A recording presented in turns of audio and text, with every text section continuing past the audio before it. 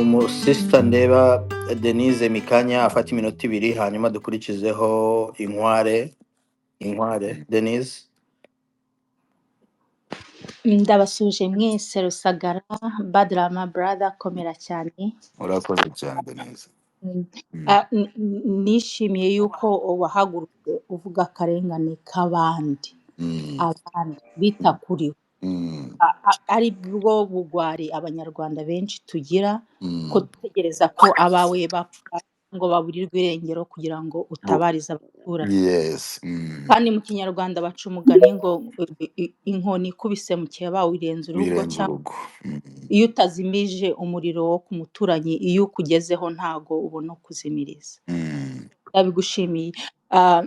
Kandi nahoraga ngira inkeke muri entertainment cyangwa mu ba creator kubera ko Kagame n'ubutegetsi bwe baravuze ngo ntimukore kuri politiki ngo nimwivugire ngo iby'imyumbati icyumbati ibiki n'abantu kuvuga ubusa nge byarambabazaga cyane nkibaza mu banyarwanda muzajya kuvuga ubujajwa nta muntu uzi uko ubuzima bw'igihugu bushobora hano hazavamo umudepite hano hazavamo umusirikare bikabaza. So narishimye ko wahagurutse umwe muri bo ukunda kwigira ngo ni mwebwe mwadu creatings. So ibyanjye bikurikira mfite amatsiko nkunda kugira amatsiko ese ibya akababaro k'abandi wowe haba hari icyo wapfuye na Kagame personally cyangwa n'umuryango we kubera ko hari rumors nyinshi hari icyo mwaba mwarapfuye wowe uvuga uti ngewe hari beef dufitanye icyo ni icyambere. Icya kabiri hari paranoia cyane cyane mu opposition ariko ifite ishingiro hari abantu FPR ituma bagira opposition ibintu warabibonye bari aba voda ngo ukabona basubiyemo usibye y'umuteruzi w'ibindi wenda reka dufate nk'aka hari umwitwa Jarike Musana wenda wowe uri wo mu Rwanda ntago muzi yaje opposition arahindira cyane atuka Kagame avuga ajya muri opposition akora ibiganiro byinshi abantu benshi bajya kumutega amatwi. Hari undi uwo mwabonye ejo bundi uriya premier ministre Nsengi Justin yakoze ari muri opposition by the way muri RNC ejo bundi yagiye. Ese wabwira iki abanyarwanda bafite iyo paranoia ko uhagurutse ntago nkubwiye ngo ubemeze nk'abantu you know who you are. So abandi niba utari umwe muri abo ngabo bashobora gutuma ku bantu bitewe na target bashaka ugenda uvuge nk'ibyo bavuga ariko utuzanira uriya muntu wabamara impungenge gute if it's not the case. FPR bigenza gute kugira ngo ibashe creating abantu nka bariya we wayibayemo. Ikindi kibazo kindi nshobora kukubaza nakubaza akabazo k'amatsiko behind the scene y'aba content creator cyangwa abo muri cinema cyangwa abo muri ntuza ako kababaro ufite bakisantamo gutebo batekereza gutebo kubera ko ibyo tubona nibyo bababwiye babadikta bo duhe nk'ukuntu nk'agasinema nk'ukuntu bo nabo baba bameze. Narabibonye Kizito apfa ukuntu na Clarisse Karasira yararize ukabona abantu bafite intimba. Nabonye ejo bundi Marina niba umucuti wawe niba ari iki avuga Badrama ari muri sinema buriya ni umuntu ukina cyane iriya filime aho mwitege n'izindi. So ikindi cya nyuma nakubwira ndaza kubisubiramo uhagurutse uri umu freedom fighter sibyo? Yego. Kizito yaraje aririmba ubumwe n'ubwiyunge mucuti wawe ndamwibagiwe nyibutsa Jay Polly. Jay Polly ati kuba tutavuga suko imitwe yacu hari ikintu wavuze nanjye numva gutyo.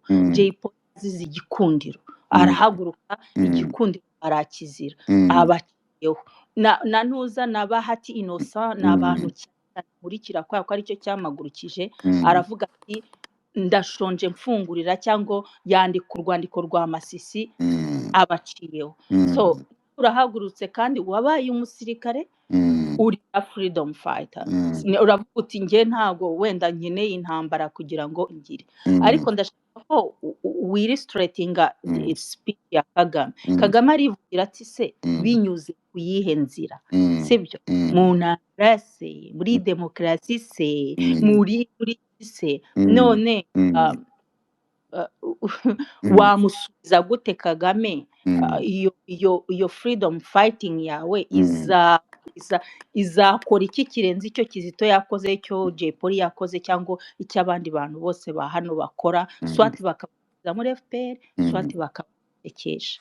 So urakoze, kandi nakubwira ngo Imana yaguhagurukije, niba ari Imana yaguhagurukije ntugire ubwoba, sibyo? Ntugire ubwoba kubera ko intumwa iruta ubutumwa. Kandi ntabwo FPR ko ikintu iyo umuntu ahagurutse ugatangira kumusebya utaramusebeje mbere ni ukwisebya biri dabo. Bahagurutse kwigira abantu bari cheap, sibyo? Niba baravuze baragututse ko wambara amaherena ku zuru bakayagutuka nyuma, ibyo ni ubusutwa. Niba bataravuze kunywa itabi imbere bakabivuga nyuma, birumvikana. Ibyo bibagira cheap cyane kurusha. Ibyo ni ibintu twese kabisa nkeka ko duhuriyeho. Ibibazo mfite ni byinshi, ariko gerageza kumara amatsiko kuri utwo ngutwo. Reka dufatanye kubigira bigufi dufatanyije Denise kugira ngo Badrama byumve kandi abicemo muri make. Cyambere no uvuga ngo hari ikibazo ufitanye we ku giti cyawe n'umuryango wa Kagame cyane Kagame ubwe. Yes. Icya kabiri no uvuga ngo hari abantu baza bishushanya nawe abantu barimo gende munabyandika murajya mubimbwira kugira nasubiza byinshi. Bishushanya urugero rwa Nsengiyumva n'abandi ati nawe ni uko nguko uje kubigenza dusobanura. No, I'm not farming. Ndi assuming abantu batekereza gutya. Yes, ko abantu barabivuga. Yes. Cya gatatu ni abantu dukorera akantu kameze nka filime, Kizito yarapfuye bakarasira barababara, abantu barababara, tubwira ukuntu bimeze. Cya kane ntabwo nshobora kucyumva neza. Icya kane ni ugusubiza ikibazo cya Kagame, sibyo? Kagame ndakibuka. Muzankuraho muzarangiza iyi struggle binyuze mu yihe nzira. Kandi Badrama arivugira ngo nge ndi freedom fighter, ntago nje kurasana kandi yari kare. So ni iyihe strategy ufite irenze y'abakubanjirije? Okay. Murakoze cyane. Mu bibazo mbajije harimo n'ibibazo by'umwe, n'ibibazo muri make ntigeze nanavuga wenda ngiye kuvuga uyu munsi bwa mbere, cyane cyane kuri side yanjye. Thank you so much kumbaza icyo kibazo, ariko ndagira ngo kukigusubiza mbanze nkubwiza ukuri ko ibibazo by'u Rwanda birenze urwego rwo kuvuga ngo wahagu. Ubu nyine nabyo natangiye mbibabwira, wenda ubutumye n'abantu babyumva, byarenze urwego rwo kuvuga ngo wahaguruka uko wakozweho. Icyo ni icyambere. Kuba byarenze urwego rwo kuvuga ngo wahaguruka uko wowe wakozweho mu muryango wawe n'ibiki, impamvu nkwemeza ko byarenze nuko kugira ngo maguruke nta wakozweho uyu mwaka cyangwa uku kwezi. Ariko nkanakubwira ngo mu gihugu cy'u Rwanda nta munyarwanda utarakorwamo mu buryo bumwe cyangwa undi, keretse umuntu w'imburakamaro w'inkoramukoro. Amusore mvugije sinzi imba ari ijambo twakoresha nshuti, ari ijambo nakoresha umuntu nyine abantu twese ntabwo dukauntinga buriya mu buryo bumwe cyangwa ubundi. Sinzi imba tubyumva kimwe. Mwankosorara? No, turakumva. So nuvuga ngo umuntu wese umuntu wese uri active mu gihugu cy'u Rwanda, either uri muri business, uri muri entertainment, ufite icyo uri active, ntabwo uri umuntu gusa uri aho ngaho, uri muri minisiteri, akazi kose waba urimo kugeza, niyo waba uri umusekirite cyangwa uri biki, byanze bikunze akarengane k'u Rwanda kakugeraho uburyo bwawe bwose, no cyane cyane nko muri business. Nibyo nahoze mvuga, buriya ikiganiro cya business yo nzi ko mubivugaho cyane, kubaho mu gihugu. Business buriya mwe murabyitiranya, business ni iza leta, nyine dukorera leta. Ubundi gukora leta byakabaye byiza mu gihe ukora leta atari ku gahato, ahubwo ukora ibintu ukanafasha leta yawe, igihugu cyawe. Urabyumva? Apana kubikora ukabikoreshwa ku gahato cyangwa ukabitwarwa ku gahato. Ibyo byo ni topic yawe ndende tujye kwisora ko mwe muranayizi, mubivugaho cyane uburyo buri business bayitwara. Ariko impamvu mbigarutseho nuko nko muri business, impamvu buri muntu wese bimukoraho, ushobora kuri umwana mutoya kuri zero ugakuriyetinga ikintu, ukazamuka nawe mufitanye ikibazo, igihugu ni icyawe, uranishimye, ura proud, uririmba inkotanyi rwose nizanawukoraho, ukazamuka. Uko rero ugenda uzamuka, utangira kwinjira neza muri ya system aho baba bakurindiriye. Either hari ukukwaka umushinga wawe, hari umushinga wo gukoreshwa mu bikorwa by'ubwicanyi. Mvuze mu bikorwa by'ubwicanyi, nimba nifitiye projet, wowe ukajya uza mu ibanga. Buri imisanzu wa mu Rwanda ntabwo igira amazina yose, icyo kintu abantu murakitiranye, biterwa n'uwo uriwe. Ni nabyo navuze ngo buri muntu akorerwa ihohoterwa mu buryo bwe. Hari ibintu mutabona, umuntu bagusanga iwawe, abe mu rugo, abe mu ofisi yawe, abe mu modoka yawe, abe ari kuri telefoni, bakakumvisha uburyo nyine ntago barenda kukubaza, bo bafite uburenganzira. Iriya niyo guverinoma ya mbere ibaho ikontorora konte z'abantu. Biriya bintu ntago bihuye n'amategeko mpuzamahanga, kuko iyo bashaka kuretira uraretira, iyo batabishaka nturetira. N'uburenganzira bwabo, nibo bemeza imburetira cyangwa utaretira bitewe n'impamvu bafite uwo munsi. So niba abantu bashobora gusa watanze amafaranga ay'isuku, ay'umutekano, ngay'umuriro, ay'umuganda, ngay'ubwisungane, ngaya mituwere, ngay'ikigega, amafaranga dutanga mu Rwanda ni menshi cyane. On top of that, ushobora koherezwa ubutumwa bukubwira ko wowe bagukeneyeho miliyoni. Ni ukuvuga bakubwira miliyoni, baba bamaze nko kunyura muri konti bakabona ko ufite 10 cyangwa 100. Imba ufite 100 barakubwira 10. Rero nta na option igibamo, nyine buri muntu abyuka abaho arindiriye message ije uyisubiza ikije, ntago abaho excuse. Ubwo excuse uzayikora wamaze kugera ahandi hantu. Urumva icyo ni ikibazo gikomeye cyane. So ibyo rero nkanye umuntu w'umucuruzi nahuye nabyo byinshi. Na urugero natanga ni nka muri 2017. Muri 2017 nahombejwe agera muri miliyoni 180 z'amanyarwanda mu ijoro rimwe, mu gitaramo nenateguye cya East Africa, nenakise Kigali Summer Fest. Cyari igitaramo kinini cyane ku buryo nagomba gukoresha abahanzi b'abanyarwanda abakitabire barengaga 15. Nta muhanzi n'umwe wari urimo wafataga hasi ya 1.5.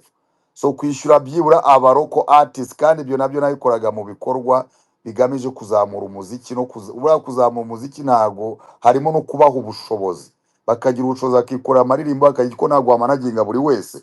Kubaha ibyo biraka ukabushingiye no kunza iri mu gihugu bubireba. Ndavuga okay, reka negura iki gitaramo, abahanzi barabona amafaranga, nanjye ngira ibyo mbona, kandi n'umuziki ukomeza utera imbere. Igitaramo naragiteguye, mu kugitegura nakoze ibisabwa byose, ntago cyaga ari icya mbere cyangwa cya nyuma, ariko mu kugitegura byarangije kubera politike yabo mbi na bya bindi by'abayobozi. Buri muntu koko kwa Kagame n'ahantu abantu benshi dupfira, kwako nta muyobozi ugira confidence yo gufata decision ku kintu icyo ari cyo cyose. Narababwiye ko no mu manza no mu nkiko, umucamanza byandi bo mu Rwanda, mu zindi nkiko bita umwiherero, mu Rwanda ho aba ari ukubaza igisubizo, kuko uca urubanza hari n'abagomba gutanga igisubizo. Bumuretse amara iminsi 30 hariya twongeye dutekereza ikindi, ndabona hano yatunesheje. Bumwohereje Mageragere tuzabyigaho, mukatira imyaka 20 ntaribi, abasakuza radio n'izacu na televiziyo turabikontorora nuko bakoze.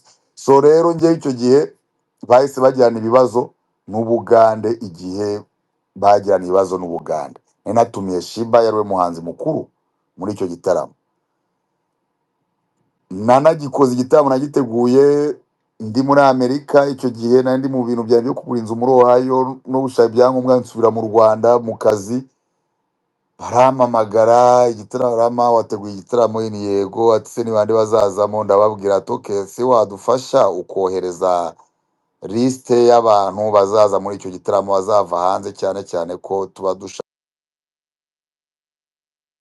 wabo bantu. Ndababwira ibyo nta kibazo, mfata amapasiporo yabo ndayabohereza, maze kuyabohereza bati se amatike. Icyo ni ikosa bankoreye ngerageje n'ibyo bateguraga mu mutwe wabo, kuko amatike y'abasitari cya mbere cyo aba ari first class. Iyo yaguze itike yari yose, iyo uguze straight muzi uburyo ihenda. Nari ngifite 2 weeks ahead yo kugura amatike nitonze nkakora na company zanjye, ariko bambajije ibyo bintu ndavuga abantu ni abantu bahindagurika nk'ikirere, reka nkora ibyo byose bashaka hatazagira rwangendanye bashyira ku gitaramo cyanjye, kuko retere inyemerera gukora igitaramo iyo narayibonye nari nyifite. Amatike ndirukanse ndayaguze ndayohereje, maze kuyohereza hashize iminsi 2 barampamagara bati turagukeneye. Ndavuga ni okay, nta kibazo. Fata inshuti zanjye harimo Nyakwigendera Rwasa, turagenda tujya ku mujyi wa Kigali, wari uyobowe na Parufe icyo gihe. Parufe turicaye turaganiriye, ati igitaramo rero nagira mbamenyeshe ko kitazaba. Ndavuga Parufe ko igitaramo kitazaba? Ati se ibibazo igihugu kirimo n'aba baturanyi ntabwo bireba, ati ubwo wabaye umugambanyi. Haga Parufe, twese twubaha iki gihugu tunagenda no ku mategeko yacyo, ni gute nye bad mbaye umugambanyi mu gihe ikipe ya Kampala mbari Kampala Football Club, ya Kampala Football Club yari iri i Kigali icyo gihe, ko yatwaye igikombe ikagitwara Rayon Sport, ndetse n'amafaranga yatwaye kare ya perezida wacu Paul Kagame yatanga 50,000, none nge kuzana abantu batatu niho habyutse ikibazo. Batoya tubwo nyine ibyo ntago turi muri detail, ntago waje ngo musobanura uburyo igihugu tukiyobora, ati urabyumva ko igitamo kitazaba, ati kandi ni wibeshye kikaba nta yindi activity, nta kindi kintu uzongera gukora mu mujyi wa Kigali, kuko yari afite ikibazo cyo kuba yaranyemereye n'urupapuro rasinye naha nicaye n'ubu tuvugana ndarufite rw'icyo gihe. Nabwo ariko mwaranyemeye mwamaye kibati Kigali nitwe tugitanga, atahubwo kimpereza. Ndakimuheza ati se ubu ntago wagifotoye? Nabwo asurumva ndi uruhinja koko, nta gifotoye, ntago nakubeshya, nta gifotoye, nasize mu rugo amakopi nkanga. Ati n'ubundi kigumane idazemara, uru ni u Rwanda urabizi twavuze. Ibyo bintu byarambabaje cyane, ngerageza gushaka abantu, mamagara ba Masamba, mamagara abandi abantu bose dufatanyije muri entertainment, tugerageza kuganira na byura ngo atubwire ikibazo, akatwima ikibazo, akatubwira gusa ngo uyu mukobwa ngazaza ngo guhenera abanyarwanda. Nabwo se uyu mukobwa ntabwo bwa mbere arimbye mu Rwanda, nta nubwo wenyine urimba mu Rwanda. Nyine byaje kurangira mpagaritswe gukora igitaramo cyanjye, bangurisha amatike y'indege, nishyura hoteli parking, kuko bashanga ibintu byose na bookinze ngo mbibahe, maze kubahereza ibyo bintu bwose nibwo bankoreye nayo manama barankansoringa banga ko nkora igitaramo. Bigeze ku munota wa nyuma arongera amamagara Vice Mayor, ariko igitaramo wanagikora ariko abagande ntibazi. Ndavuga rero byonyine iyo wateguye ikintu nk'iki ufite acteur w'icyo gitaramo ariwe muhanzi mukuru, iyo ataje igitaramo cyose kirafailinga. But ko nishyuye abana b'Abanyarwanda ntago nibusubiremo ngo mabwe ngo buri muntu ngomereza miliyoni yanjye n'igice, meza miliyoni 2 zanjye, kandi nabo nzizi neza ko bayakeneye. Nta kibazo, igitaramo turagikora, nta nicyo tuvuga. Ikibazo rero cyabaye niki, igitaramo naragikoze kirahomba, of course nagiye mu gihombo kirenze miliyoni zijya mu 180, kuko kujya wumve byonyine sound yonyine hano wagomba kuririmbiraho nayikodesheje na Bubu, numva yajyaga muri miliyoni 12 yonyine, yo stage yonyine. Igitaramo biraba, ugezeho za ndimi nababwiraga, ubwo ukaba wegeye nka nyiri ibyuma, tumusatura hiya ati ntago aricyo cyampagurukije. Rero nsubiza mushiki wanjye wari wambajije, buri munyarwanda wese ahubwo mwese kaba yarakomeretse ahura n'ibintu byinshi, ariko ntago najya kuvuga ngo miliyoni 180 bro hari amaraso ya Kizito. hari amaraso ya Rwigara mu muhanda, hari Diane ufungiye mu nzu, hari Victoire uzira ubusa udahura n'abana be, hari Bahati tutazi imbarisi yazamuri imbarifu kuzamuriye, hari abantu bari kwakwa ubutaka n'amaraso n'ubuzima bwabo. Ngiye kuvuga ngo miliyoni babuze amafaranga abantu Kagame yabahombeje ukangana ayo tumuha se tumwihera kuri ayo mategeko ni arenza ayo ngayo, none naba narahombye. Ngewe rero ntago nari guhaguruka ngo naraho ngo bankoreye iki bahize iki, no nahagurutse uko mbona ko ibinkorerwa ibikorerwa buri muntu wese nanjye bingeraho mu buryo bumwe cyangwa ubundi. Imba nabyukaga nkajya gutarama na Kizito akabadari, kuki nakumva ko nanjye naba mbaye nk'aba munyarwanda uvuze ngo kubanga abantu ngo bakangondo se ngo bapfanga, ariko tukabona convention bivuze iki? Ntago rundi muri uwo mubare, ntago ari byo byanamagurukije, nahagurukijwe n'iryo yitwa rubozo umuntu akorerwa, uri muzima utari muzima, uri mu gihugu utarimo, ubafana utabafana, buri muntu wese akorerwa yitwa rubozo, ku buryo nakubwira ko n'inshuti yanjye n'umuntu wari wese anyumve bro, ngewe mfite amahoro nyuma yo reka mbyite kari ukwidekarara, nyuma yo kwitandukanya n'umwuka mubi nagendanaga nawo nanatinyaga n'iki, nibwo numva mpumetse meze neza. Ibyo rero nuko nabigusubiza. Nta umuryango wa Kagame cyangwa imitegekere mibi ya Kagame yataka buri munyarwanda wese kugera muri biro ye imbere no kugera no mu bana be no kugera nta hantu. Nyine icyo kintu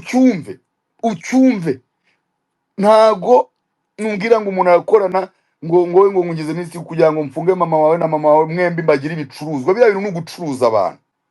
Kagame akora human trafficking nini nanakunze kari wowe wongeye ukavuga ati uriya avuye muri RNC arajaje mu gihugu, ukongera ati Evode nawe yavuye muri ibi aje mu gihugu. Ibyo nkongera nkanabasubiza ikibazo nabwe nkabwani umuntu ubita ngabanzi b'u Rwanda antera gahinda. Uwo muntu amotiva ahubwo kuza no gufatanya n'umuntu uwo ari we wese, ahubwo nyine FPR niyiturekirita ako kantu nari bagiye kwikabwira. Iyo niyiturekirita wabivuze ati uko bivuga ngo they created me, yeah they did, barabikoze, ariko ni nayo yande Chris again.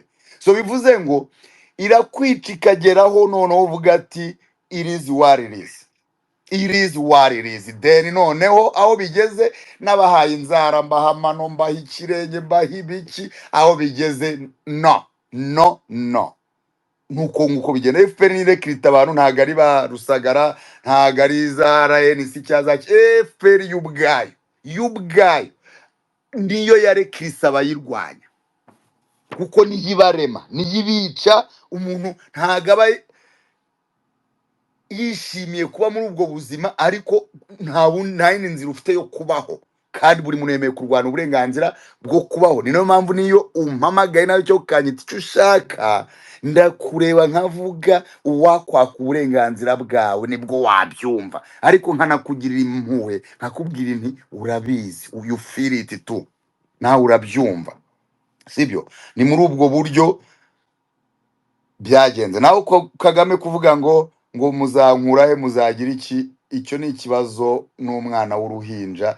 Nese muzankurahe mwagira iki? Kagame we yavukiye mu rugwiro.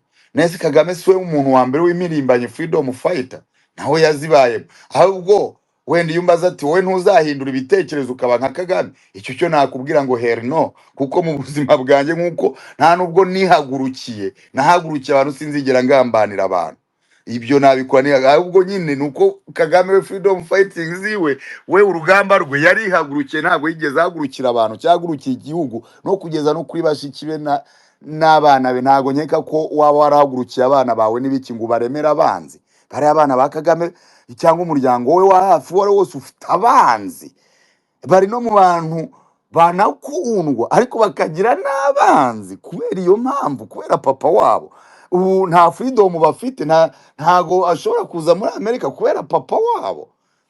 Abana baba generali runaka baba Mubaraka bande bamwe bari mu nzira batabandi bizababeramo ibindi bibazo kubera Kagame. So nta wakunda nta nuwa defanda, kuko naba nukeka kamukunda Kagame aramwidestroyingira mu buryo cyangwa bumwe cyangwa ubundi. Ntisimburu akubujije amahirwe yo kwiyasosiya n'abandi bantu, gura n'abandi bantu, gutembera, kubona amakuru, kwinvestinga.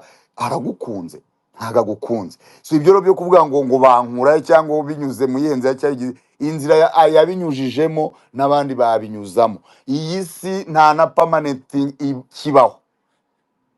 Wenda bitwara imyaka 100 nese ashobora ngo nibitwara 100 nzana nese ko wishe Kizito wakubwira ko ibyo biraba uyu munsi Badrama akubwira iki?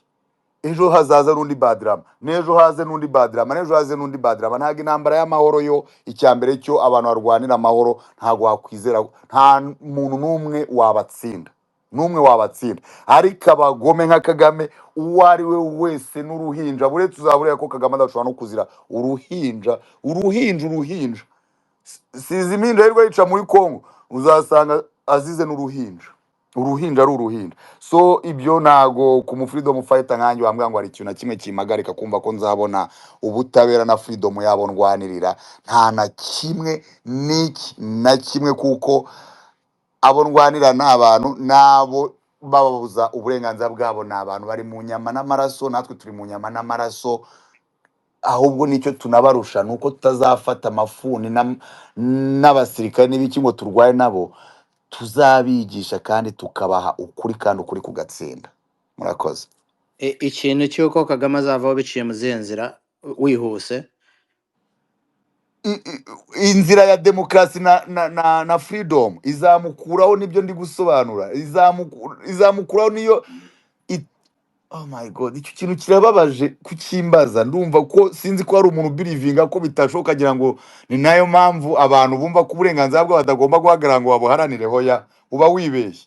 Imba wibeshya ko ijwi ryawe cyangwa se ntacyo byagufasha kugira ngo ubeho neza, nibwo uri kwibeshya kuko nibwo urakomeza kubaho nabi, ukanasasa ubayeho nabi, utazabirwanira none unashaje. Hoya, igihe ni iki n'iki. Uko Kagame avuga ngo banyuze mu yihe nzira, nawe niko bamubwiraga muri 90. Nuko Museveni akakanya avuga tuwango, nawe niko bamubwiye muri 70. So nta mu freedom fight ugomba gucibwa intege no kumva ko nta kintu na kimwe kiba ku isi Imana kidashoboka. Ahubwo none ndajya mbabwire ngo imba ari umuntu woroshe guhagarara ugahangana nawe ni Kagame, kuko buriya mwisi inagendera no ku mategeko bana amategeko. Nta kintu kiza nko guhangana n'umuntu tubaha amategeko w'umunyabyaha ku isi, kuko wanakandagira aho ushaka, wanavuga icyo ushaka, kuko you are protected kurenza we. Ni umuntu tubaha amategeko, habe ay'igihugu mpuzamahanga. Ni umuntu usenya imiryango, umuntu usenya umuryango, icyo bita umuryango, families, udestroying families from kid no kugera ku basaza. Uwo muntu ni ikivume. Guhangana nawe ni wo munyenga wa mbere ubaho. Hari byo mbabwira ngo mbayeho mu munyenga ndishimye, n'abakeka ko mpangayitse no ndishimye ko buri uko mbyutse numva imbaraga nyinshi cyane, kandi nkabona gushobora kw'Imana n'amajwi y'impinja n'imfubyi nkabona biri gutanga intsinzi. Yakoze ibyaha birenze kurya ibyo byaha byonyine ni inzira y'ubwabyo yo kumwitwarira, nta n'umukoze ku rutoki. Nicyo gisubizo naba. urakoze cyane. Rero ni iminota 2 biriko amasaha abaye menshi kandi yibagiwe k'abantu bo muri entertainment akababa rufite nabo baragafiringa usibye batwereke. Thank you so much. Rero ukanasubiza n'igisubizo rero wamaje wahamagawe n'iki. Nge ako gahinda kari inside umwe mukeka ko tugafiringa kurenza mwebwe, ko mwe murakabona mukagirirwa n'amahirwe yo kurira, ukajya no kukaza ukanagana n'abantu bakavuga ati kurira kutameze neza, ati hari umuvandimwe yishwe na leta yanjye cyangwa yashimuswe cyangwa yabuze. Wowe ugira ayo mahirwe yo kuririzinga ibyo bintu every uko bibaye. Twe ntago ayo mahirwe tuyagira, bibyari bikomere n'ubusazi mu mutwe. Iyo batanye no kuvanga abantu ngo bamwe ngo bafite ngo za depression n'ibiki bro, nazagira umunyarwanda wakakade nibo ba mbere. Buri munyarwanda wese afite depression, n'ibipimo birabigaragaza, n'imibare bo bikoreye ikigo cy'igihugu cyakoze kirabigaragaza ko 2-3 muri umwe muri 3 arwaye. Hari byo navuze ni nyine nitukanatungurwa no kubona ari n'imyanzuro dufatirwa cyangwa n'iki, kuko Kagame Kabarebe and wenda Nduhungirehe cyangwa Evode, iyo bicaranye umwe muri bo aba ari umusazi kandi baba bagiye kudufatira ibibazo kubera ko bo ubwabo bigize abasazi, nibo bakiriyetinze ubwo busazi mu gihugu. So tunayobowe mu buryo bwa gisazi ko twese twarasaze kandi tubyiremeye. Rero iyo kubona izo ntore zabo zikaza kwataka umuntu ng'umusazi ng'ikigarasha ng'ubukene, nibo ba mbere bakennye. Turakennye ku rwego, simwe ngo nibo ba mbere ko turi abanyarwanda, turakennye ku rwego rwa nyuma mu mateka y'isi. Icyo ni icyambere. Turarwaye mu mutwe, dufite depression, anxiety, DTS and depression. Kuhera kuri perezida wacu we baranamubaze, we proof ziranagaragara, ntabwo tubanza gusaba na proof. Guhera kuri perezida wacu ne murwayi wa mbere kubera igihugu afite, ntabwo rwose mwisi umurwayi ko mbimwifuriza, ariko igihugu ayoboye ni icy'abarwayi. Turarwaye, imibare ye irabitwereka, nawe ubwo arabihamya. Iyo uvuze ati mfite urubyiruko 70% ni urubyiruko, bivuze ko warwiciye ababyeyi cyangwa warabafunze cyangwa wabagize impunzi. Abo bantu bafite depression, kuko mu myaka 30 nibwo tugira urubyiruko 70% udafite basi, udafite ba anti, udafite baki, warabishe, warabafunze, andi barahunze. Icyo nicyo gisobanuro, kuko nta ntambara yabaye mu myaka 30. Kuko muri iyo myaka 30 urwo rubyiruko uvuga imba badafite 40, nakaye kuba mfitemo abana, mfitemo ibiki, mfitemo abagore, warabishe, warabamaze, abandi wabagize impunzi. So icyo kibazo cyawe wumve ngo ntago kiri mu bahanzi, kiri mu rubyiruko rwose muri rusange. Kuko ntago ngiye kuhaga hano ngo nkubeshye ngo hari umwana ngo wanga Kizito cyangwa hari umunyarwanda wanga Kizito, kuva kuri bariya bo muri presidence ubwabo, kuko nabo bamuhatsweho, ntago yigeze abahakwaho. Impano ye niyo yabahamagaye, ntago yabahamagaye. Izo Bruce ntago yagiye kuzitreta, bamubonye uburyo bamurambagije birazwi, ni Makuza amubonye aravuga ati umwana afite potential, hari ibyo yakoreye igihugu kandi yarabikoze. Umwana aremye indirimbo y'igihugu, yashyizeho ibiki, yatuzaniye ndi umunyarwanda. Ntago Kizito ubutumwa burenze intumwa, ubutumwa yarabusize tayari. None se wagize ngo tuzareka kuba umunyarwanda? Impamvu mpagaze hano nuko ndi umunyarwanda, sindi umututsi, sindi umuhutu, sinzigerana nabiba, sindi iki kindi, ndi umunyarwanda. Ndi umuntu, sorry, ndi umuntu, ntago ndi umunyarwanda. Ubu rero ndi guharana kuba umunyarwanda, kuko redi namaze kuba umuntu. Abantu bose bari hano n'abantu, kubera ko bashaka ubumwe n'ubwiyunge, bashaka demokarasi, freedom. Abo ni abantu. N'abari mu gihugu harimo abantu benshi cyane, ariko badafite amahirwe yo kwiyita abantu. Bagomba kwiyita abanyarwanda kugira ngo bashimishe ibyo bitekerezo by'abo bantu. So muri rusange rero nicyo gisubizo naguha. Abo bana bagira ku gahinda gaturutse mu kuba ibiba byakozwe buriya nyine, usibye igipfamatwi cyangwa n'undi ubifitemo inyungu, nta utabibona ngamenye uwishwe arazwe. Ariko biri na simple ko umuntu uri bwicwe mu Rwanda bivugwa mu gihe no muri social media buriya biravugwa, kuko hari ukuntu nyine abafite nkaga, cyane cyane aba bafite du status, amazina runaka bivugwa muri media, kandi iyo yapfuye ntago bisohokera mu muryango, bisohokera mu kinyamakuru igihe buriya nicyo cyica kikanakiza. Uwo bateganya kuzafunga vuba, uzatanya kubona babone igihe cyane kimwe ngo minisita runaka ngo ikibazo yabajijweho ngo hari ukuntu. Iyo byagenze gutyo ngiye mpita mbara iminsi, buretse ngiye kujya mbyereka abantu, kuko ntago bazahindura systeme buriragora kuyihindura. Ngiye kujya mbipostinga mbibereka ngo uyu nguyu ejo bundi azaba either yahunze, yafunzwe, cyangwa bavuze ko yariye ruswa. Ibyo ni ibintu biri automatic. So urwo rubyiruko rubabara rubibona buri munsi. Nicyo ne nakubwiye, bigira nkatwe b'abayobozi cyangwa se bafite aho bahagarariye, ko ntago nanone systeme yishimira ko itanga itangazo kuri buri muntu, ireba mu nzego. Ubwo muri polisi, umupolisi afite uko ya briefinze bariya, uri muri Avega Gahoza afite uko ya briefinze imfubyi arera, uri muri ministeri, uri mu mikino, uri muri Ferwafa, uri hehe, nanjye uri muri music. Hari message zitugeraho, hari izanditse, hari iz'abantu, hari call runaka, hari amaranche runaka mujyaho.